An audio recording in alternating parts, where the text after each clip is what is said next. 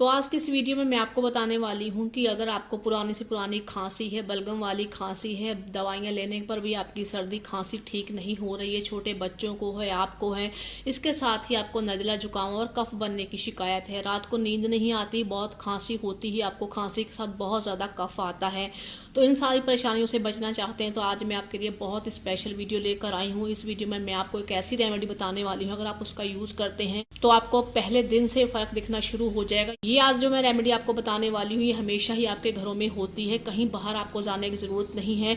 इसके लिए आपको सबसे पहले ज़रूरत पड़ेगी यहाँ पे हनी की, यानी शहद की। आप किसी भी ब्रांड का ले सकते हैं, प्योर होना चाहिए।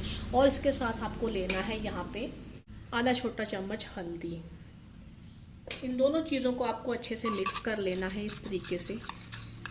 तो ये आपकी सर्दी, खांसी, जुकाम और बलगम से लड़ने के लिए बहुत ही बेस्ट रेमेडी बनके तैयार है। अगर आपके घर में छोटे बच्चे हैं तो आप उन्हें एक चुटकी हल्दी और एक चम्मच छोटा शहद मिलाकर उनको ये रेमेडी बनाकर दे सकते हैं। अगर आप खुद के लिए बनाना चाहते हैं तो आप आधा चम्मच हल्दी मिला लें और 1-1.5 चम्मच उसमें शहद मिला लें और इसको अच्छे से मिक्स करके आप सुबह दोपहर शाम लेंगे तो पहले दिन से ही आपको असर दिखना शुरू हो जाएगा। इतनी अच्छी, इतनी कमाल की रेमेडी है कि अगर आपने बहुत सारी दवाइयाँ भी कर ली फिर भी आपकी सर्दी, खांसी, जुकाम, बलगम ठीक नहीं हो रही, गले में आपके कफ जमा रहता है, खांसने पर बलगम आती है, तो ये बहुत ही जल्दी उसको ठीक कर देगा। जितनी भी बलगम आपके चेस्ट में जमा हो गई उसको पिघलाकर बाहर निकाल देगा।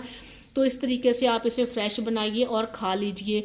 एक बात आपको यहाँ पे याद रखनी है कि इसको खाने के बाद आपको ठंडा पानी का बिल्कुल भी यूज़ नहीं करना है। आधे 1 घंटे के बाद आप गुनगुना पानी ले सकते हैं। अगर कोई प्रेग्नेंट लेडी इसको लेना चाहती है तो वो 7 दिन इसका केवल यूज़ करे, इससे ज़्यादा यूज़ ना करे। उसके बाद उसको क्या करना है कि थोड़ी सी काली मिर्च को तवे पर भून लेना है और उसको पीस कर आपको रख लेना है। 1 चम्मच शहद में 2 या 3 चुटकी काली मिर्च का पाउडर मिलाकर प्रेग्नेंट लेडी ले सकती हैं, या जो भी लेना चाहता है वो ले सकता है। और केवल वो नुस्खा भी आपको 7 दिन तक ही करना है।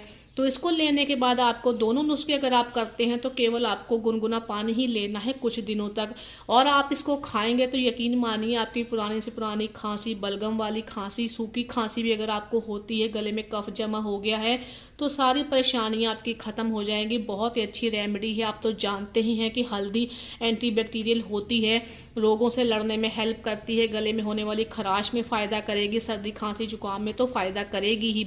बच्चे अगर छोटे हैं तो उनको भी आप ये दे सकते हैं, बड़े भी ले सकते हैं। तो कैसी लगी आपको आज की ये वीडियो अच्छी लगी तो प्लीज़ वीडियो को लाइक कीजिए, शेयर कीजिए और चैनल को सब्सक्राइब करना बिल्कुल ही मत भूलिएगा।